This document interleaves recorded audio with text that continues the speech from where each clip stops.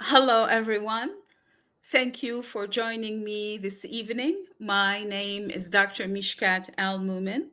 I am the founder and president of the Communication of Success, an independent consultancy practice aiming at empowering educators and nonprofits. I also work as the brand ambassador with Quarantine Racism Educational Services. I hope by the end of this live stream, you will connect with me on LinkedIn, YouTube, or Substack. Today, we will be talking about empowering teams, strengthening staff, collaboration, and communication. So, without further ado, let's get started. What does collaboration really mean? Like you, I have attended meetings where everyone felt that the message was vague. I have seen and experienced teams working against each other or trying to sabotage each other's work in the name of collaboration. Collaboration is not endless meetings or polite conversations. You can be so nice to somebody, but still you are not collaborating with them. Collaboration is an intentional process. You intend to work with someone to co create a solution. Every business, school, workplace, they struggle with finding solutions to the challenges they experience. The solution is not one sided, it comes through collaboration to co create that solution so everyone can be part of it. Each team member has a goal to achieve, and that goal serves the overall mission or the project the team is trying to complete. Roles and contributions are clear. And allow me to say, workload is divided equitably. So, collaboration does not mean that one person carries the entire load. Listening equals speaking. If team members are speaking on top of each other, or they are waiting for the speaker to stop talking so as they reply to them, this is not collaboration. And for this process, I do have a tip for you. You have to approach collaboration meetings with an agenda. The word agenda often misunderstood to be a list of topics, bullet points or numbers that says greetings, project one, deliverable two. This is not an agenda. This is, allow me to say, a laundry list. The agenda has a title, it has an objective, and all of these are listed in the agenda. It comes in a table. The first column would say time, so how much time is allotted to each speaker. Topic, exactly what that speaker will be addressing. And last but not least, the name of the person who is taking that task on. So, for example, 5 minute, Lisa, and the topic is uh, accomplishing deliverable A in project C. And followed by the next speaker and the next speaker until time is, exhausted for that particular meeting. When decisions emerge from collaboration, they enforce insights. So the decision by the end of the day, let's say we decided to write an action research to complete deliverable A. Because this is a shared vision among team members, it's not emerging out of hierarchy, meaning no one is coming to you and telling you, hey, you write this action research. It's a decision the entire team took and agreed upon. And it will be followed by dividing the workload. Let's say section A of the research will be written by one employee, section B by another, and so on and so forth. Without structure, so as you notice, I am talking about how to structure collaboration while defining it. Because without a structure, collaboration is just noise and waste of time.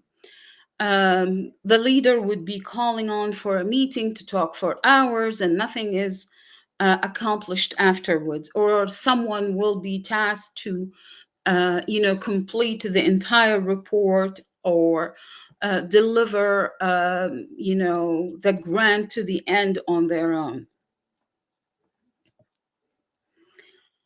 Without inclusion, the process becomes more like domination. What do I mean by inclusion? Inclusion doesn't mean like you invite everyone. That's, the minimum. Inclusion means every single attendee, team member, participant, they have an equal voice, an equal part or access to the decision making process. That's why it's collaborative, because every single party is represented and they have a voice. They can, reshape the process. So by the end of the day, when the decision is made, it's representative of all those who participated in it.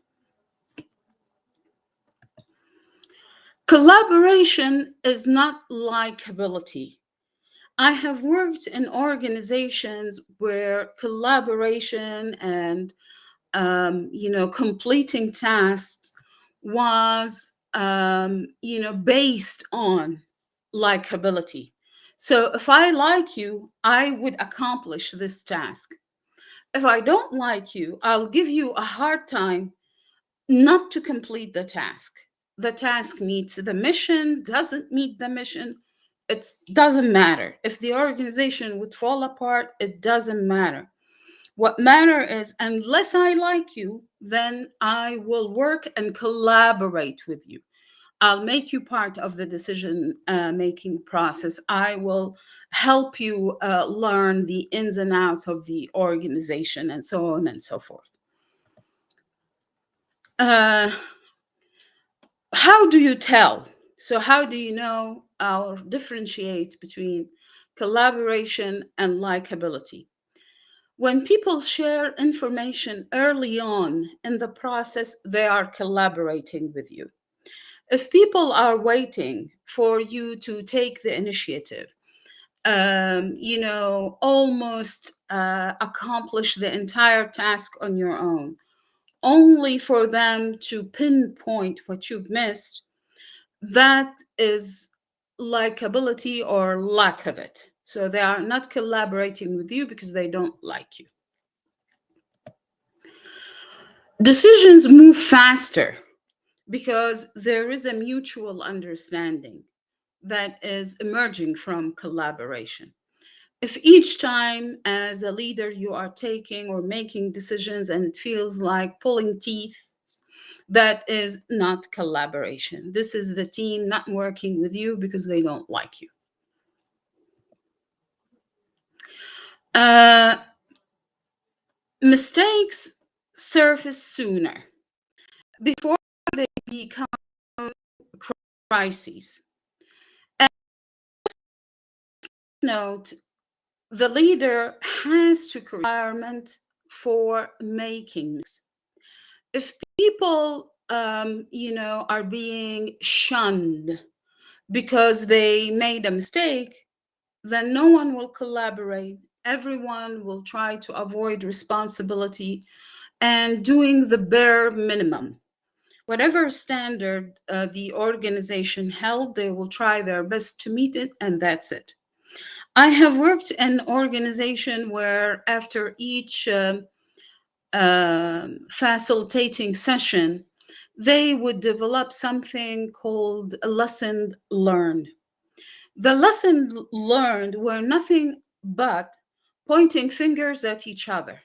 So each team member would point a finger at the other, claiming either they don't know what they are talking about, that's why the delivery was lacking, or they come up with something that is, an absolute lie just to isolate someone they feel unsecured about. I have seen the leader of that particular team literally come between team members and, trying to calm them down or separate them. That's not collaboration. And issues like this are not simply resolved just because we had a team building event. Collaboration means, again, giving every single participant an equal voice to be part of the decision making process. And again, that's why you have respect replacing ego. If you created a safe environment for people to make mistakes, then respect, meaning acknowledging that something didn't go well, feels comfortable. It's not the end of the day. And that's why your ego wouldn't be bruised. Also, credit is circulated. Um, Give credit when credit is due. That is kind of a simple rule, but easier said than done. I have seen leaders who won't give credit because if they acknowledge someone, all the troublemakers in their department will be angry. They weren't included in the process.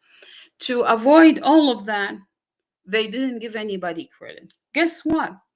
They punished those who went the extra mile to accomplish the mission, to deliver success, or to bring better results. It's not, again, I want to leave you with this notion. Collaboration is not about harmony, it's not about working with those you like. Collaboration is about shared responsibility, even with those you personally don't like. Let's talk about collaboration in the classroom. So, oftentimes I hear this from my clients. My class has 50 students. How can I collaborate with all of them? I also hear I teach online or I teach virtually. How can I collaborate and work with those whom I don't meet in person or talk to face to face? I teach fourth graders. What does collaboration look like at that age? So let's break it down and explore each scenario. For large classes, I have this strategy. Divide students into micro teams of 4 to 6, depending on the size of your class. The caveat is this: teams will become cliques if roles aren't rotated or reshuffled. That's one caveat. But the caveat that I have seen time and time again, the work is divided just because. So I attended classes where students were asked to share. They were presented with the materials to explore. Then the teacher would ask them, discuss amongst yourself, talk about what you have seen. And usually, when I observe a class, I try to sit in the back next to the to the students. And I could hear them say, "What's there to talk about?" Um, it's a yes or no question. Or, the teacher showed them a video and the video exposed all the answers. So, what's there to talk about? So, they try to do it out of respect for the teacher, but there's no meaningful learning purpose in dividing the work. So, when we talked about collaboration and what it is, we shared that the work is about shared responsibilities towards a specific goal. So, why are you dividing students into four groups or six, aside from the class size? Assign one clear task or question per team. So, if you have a task for the entire team, divide it into portions. Each group will complete one. The easiest way to kind of imagine this scenario, if you have a reading passage, let's say, or a book, each group will read one chapter, and they have to meet and discuss to answer some of the questions that you've assigned per team, so as they can understand the entire book at the same time. They can learn more from each other. Unclear directions, it sounds simple, but it's really more than that. um, I am still, completing my second doctoral degree. So my academic journey has been, very rich across borders, cultures, different classes, and dynamics. And oftentimes, the teacher, or the professor, because they are very close to the topic they are teaching, they deliver unclear directions. Sometimes, for me personally, when I want to write my directions, I run it by someone who is not attending my class, just to make sure that all the directions I'm providing are clear. If they can understand it, then I feel better about it. It doesn't mean that I did that for every single instruction I wrote. No. But sometimes, as a teacher, you debate something. And the easiest way to answer the question is to run it by someone. Another tip I have for you, if you need to justify it. So if you look at your instruction and you say, so why this is that? Oh, because they need to do X, Y, Z, because at some point I taught them this, or we discussed that, that's justification. Not every student will reach that conclusion. So if the student need to do some work to understand your directives or instructions, then that's a red flag that needs to be addressed. Rotating groups. One of my favorite techniques is to, regroup students. Sometimes I, have them in their own groups, um, you know, um flip a card or look underneath their textbook, and they would see a number. To give you a clue, oftentimes, I try to integrate culture into my classrooms. I'm originally from Iraq, so I would bring, um, cups of coffee, traditional cups of coffee with me to the class. Then students need to have a sip of the coffee, which I would give them, and turn the cup upside down. When they do so, they will see numbers, stickers with numbers. So I say to them, all those who are number one, sit on this table, number two's here, three, four. After they do the first part of the activity, I tell them, now look at the color. So each sticker has a different color. One is green, blue, yellow. All the blues will come here, or the green will come here.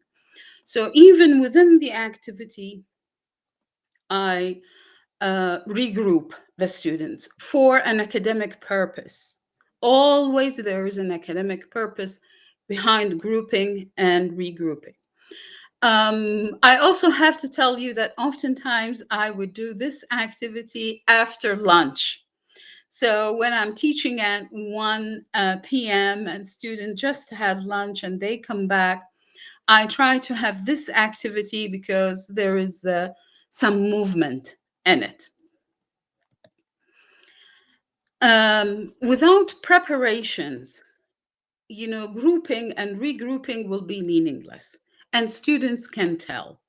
Again, I told you that I observed so many classes, and the main complaint about grouping and regrouping is that it's done without a purpose. You have to give a reason for each group to talk to the other. If the reason is, because we have to have grouping and regrouping, that's not an academic reason.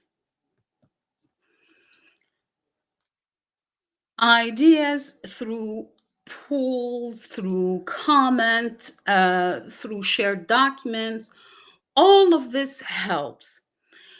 The only thing, to be honest with you, that I didn't find helpful in that process is the flip chart. I have seen many facilitators, myself included, take notes on the flip charts, put them around the class in hopes that students would see them. Honestly, I rarely see a student who would come back and look at the flip chart. When you are writing on it, students will follow with you. But still, the true question is, how engaging is that? And how engaging is that for 50 students? I would advise in this scenario to use a shared document. So technology becomes a tool that is helpful in this scenario. You know, the minute you notice that participation is dropping, that's a sign for you that whatever it is that you are doing is not working. So, if again, for me personally, I didn't feel taking notes on the flip chart was engaging. And no matter how many times you try to use different colors, you try to use, some drawings or charts or whatever the case is, it continues to be disengaging. There isn't something, exciting about watching someone write. Let's talk about online and virtual classes. I cannot tell you how many times I've heard this from teachers saying that, in person classes are better. Maybe, but the caveat or the trap they fell into is to treat virtual or online classes the same way they treated in person classes. So all we have to do is to be there on the Zoom call and share the presentation. Rather than sharing the presentation in person, now we are sharing it virtually and we call it a day. That doesn't work for virtual classes or online classes. You have to change the delivery to meet the structure of the class. And remember, earlier in our discussion this evening, we talked about structure. Collaboration is rooted in the structure you use to cultivate collaboration. So you have to use a different tool to collaborate with your class. One of the tools that I personally use and relied on heavily when we were during teaching during COVID is Nearpod. Nearpod is a tool, in my opinion, that is essential for every teacher, professor, team leader who is conducting classes or meetings online, because it enables collaboration in real time. Aside from, typing in the chat or having a poll and call it a day, Nearpod allows you to write your answers to a question, speak up your answer and record it. Um, um, Select, pinpoint what you want versus what you don't want. So there is a sorting activity similar to Padlet, which is another tool. However, Nearpod has the capacity to embed all other tools in it. So it has the capacity to embed activities from Padlet, Jamboard, shared slide, shared documents. So to me, it was really a very effective tool to engage learners. At some point, for example, I engaged my learners to complete a puzzle online, virtually, in real time, to come up with the right answer to a question. I also use it to design courses for judges who are seeking to complete their judicial education. However, they did not have the time to leave their busy dockets and attend. Um, I included case studies, I included analysis, sorting activities, discussions, readings. All of that you can do online. Again, what I didn't do was to have a PowerPoint and ask the students to watch it, or I walk them through it and call it a day. In this case, your questions and selections of the tool. So, which activity within Nearpod, Padlet, or any other tool that you are using is best suited for this activity? Sometimes I would embed a Kahoot activity within Nearpod, not a Padlet, because this tool would help me deliver the learning objectives better. So, depending on exactly what you want to do, you need to select a tool and an activity within that tool. You can begin each session with a brief lead in activity, and that lead in activity varies. I have attended classes where the professor would tell us, reflect in the chat. And there is a prompt to reflect upon, which was really good. But after 3 sessions, it becomes more or less like a checklist. You would see the answer, becoming one word or two. So it's just to tick that box and to give something. You would notice that, there are, learners who would contribute regularly versus those who don't contribute at all. And again, that's the caveat, which is, if you use the same strategy, so to speak, in each session, you know, it becomes obsolete, so to speak. Use breakout rooms, but use them effectively, meaning you have to time the students. Don't give them endless time. If the activity that you design requires, let's say, 10 minutes of breakout rooms, give them 7.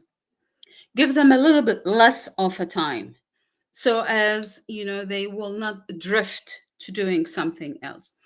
I also used to drop on these sessions. So when I taught using Microsoft Teams and designed breakout rooms, I would, visit each breakout room to learn about what the students are doing, especially when I assign time like 15, 20 minutes of discussion. Rotate, if rotate facilitators and note takers. If you assign these roles to students, don't assign them to the same person.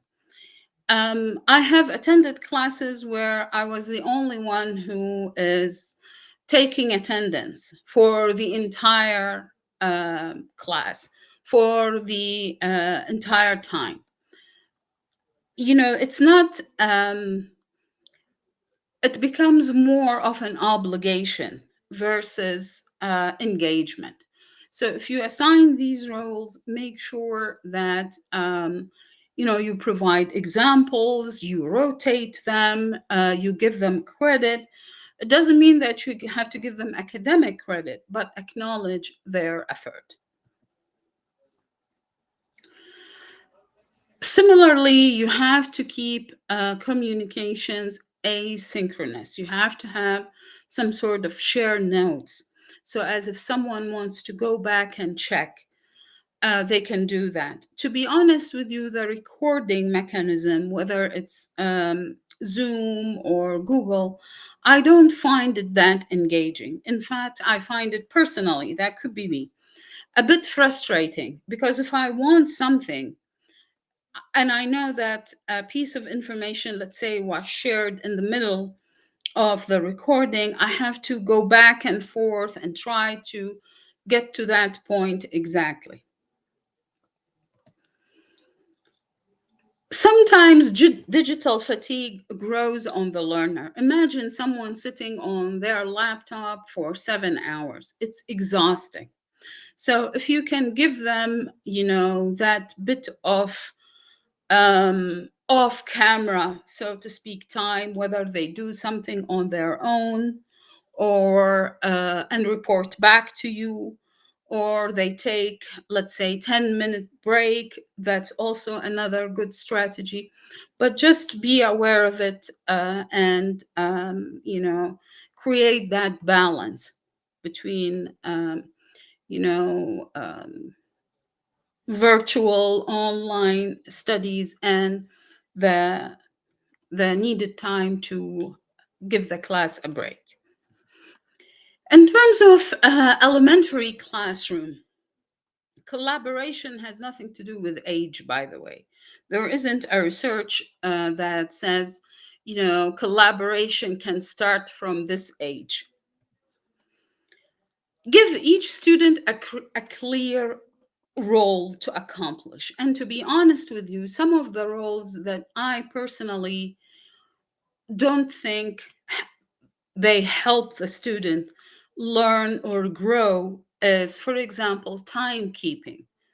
If the student is busy looking at their watch and trying to make sure to call the time, they are not focusing on instructions or learning. They are focusing on the clock. So help them become, connectors of ideas, question builders, evidence finders, summarizers, and you have always to kind of rotate, even encourager, someone who would encourage the class to do something, or perspective shifter to shift the narrative or the class focus from negative to positive.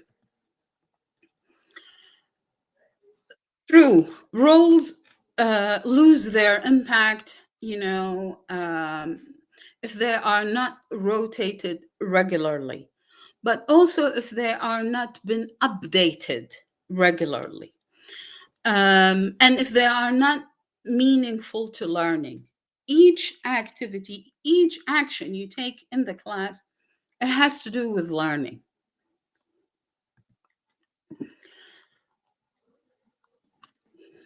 Using short and structured group tasks. Of course, you will need visible outcomes such as a chart, a poster, anything that is tangible. But it needs to be, short and sweet so as it can fit the hour, so to speak, and students can have something out of it.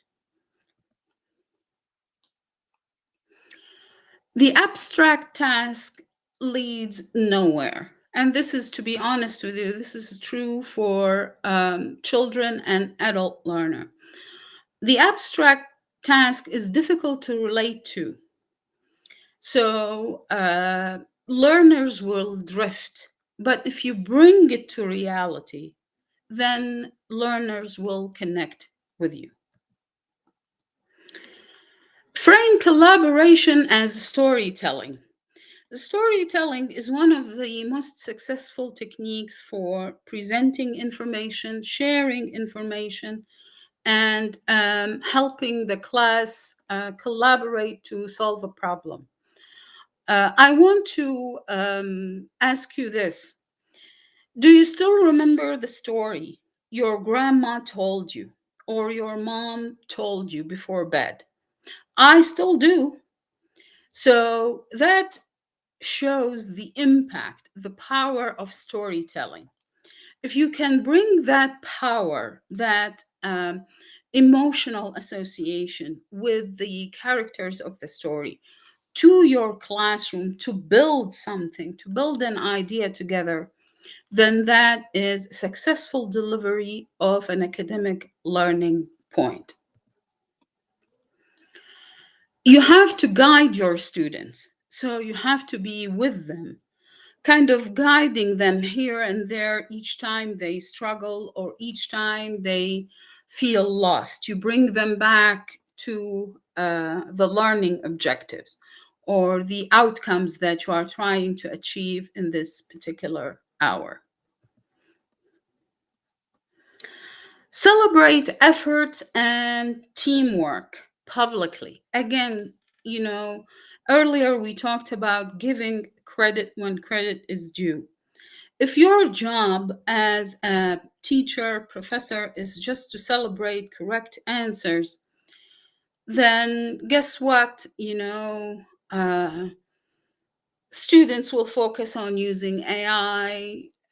They feel disconnect from the class. The learning process will go down the drain if all we focus on is correct answers.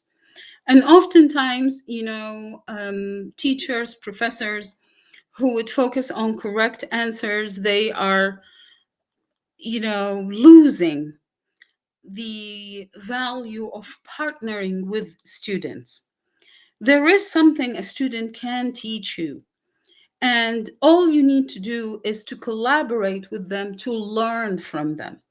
But if you are so busy focusing on just the correct answer, pinpointing what they missed, you are not connecting with them at all.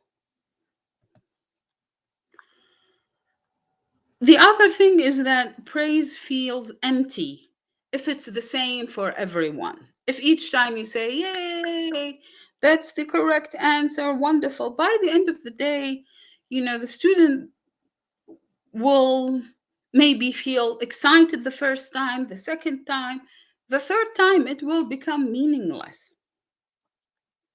But if you tell them why you are praising that particular student and how can they do more of that, that's a different story.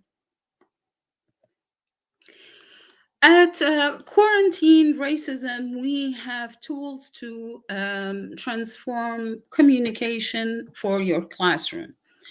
Please visit our website. Here is the URL, and feel free to use my name as a reference, as you can see from this URL, to learn about our courses. We have courses that help teachers build collaboration across different backgrounds and different ethnicities. Quarantine racism aims at building equitable racial relationship in the classroom. The courses are not for free. Each course is around $297. And if you are interested in becoming an facilitator of the course, meaning you will be teaching the course to others, then it will be around 497. The courses are approved as professional learning development in 6 states. So please give the website a visit, learn more. There are some free resources as well on the website if you'd like to explore them. In terms of the communication of success, the independent consultancy practice that I founded, we can also provide help for you. We can transform silence into strategy for you. So if your classes, your workplace experience a communication gap, we can help you transform that into building trust and measurable impact. Strategic planning. Each organization, each school needs to develop goals, implement path. Excuse me. I need a sip of water.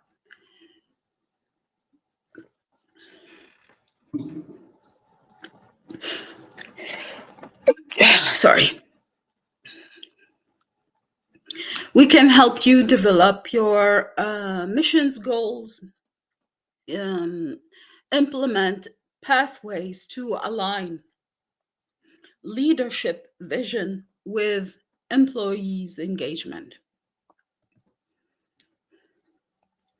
Develop communication policies.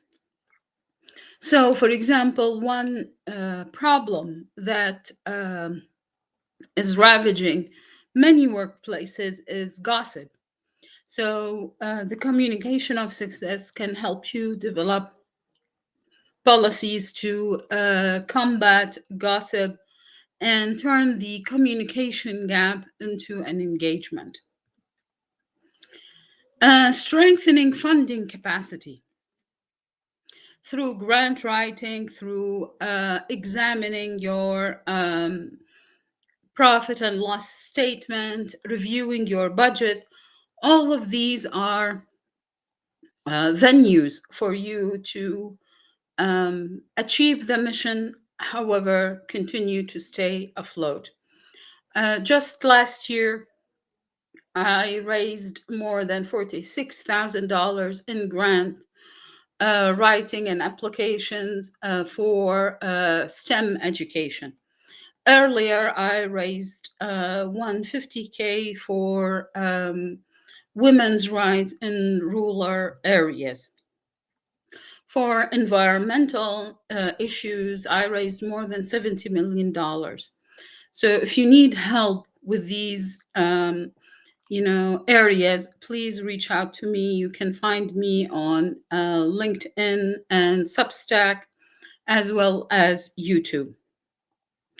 If you feel like you need some training sessions on communication, evaluation, coaching, again, reach out and I'll be happy to help. I talked a lot about LinkedIn and other social media platforms. For YouTube, you can find me at The Communication of Success. I have more than 72 videos talking about combating favoritism in the workplace, how to stand up for yourself and protect your peace without, creating a drama in the workplace. Please feel free to take a look at these videos.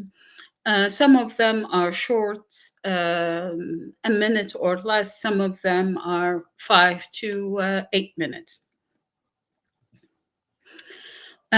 Please feel free to visit my Substack. I provide free tools and strategies, including ready made activities, in addition to stories from all the places that I have been through, workplaces, countries, and more. At LinkedIn, you can also find me at Mishkat Al Mumin, and I publish an article on leadership and learning every Sunday. Last but not least, feel free to visit my website, thelanguageofsuccess.net. I believe language is the big umbrella, and communication is kind of underneath that umbrella. So that's why I chose that particular URL. My book is coming soon. It's called Unseen Unbroken. It has a lot of stories, takeaways. There are, activities after each 5 chapters for you to use and reflect on. Each chapter has a special section called Take This With You, another section titled Who Was Seen in This Chapter. The title reflects situations where I have not been seen, either because of my gender, my race, the way I look, the way I don't look, and how I dealt with them without breaking my spirits. If you have any questions, please don't hesitate, whether now or later. I can write an article to address your question. I can create a video and talk about it. And I definitely look forward to seeing you in my next live stream. Thank you and have a good evening.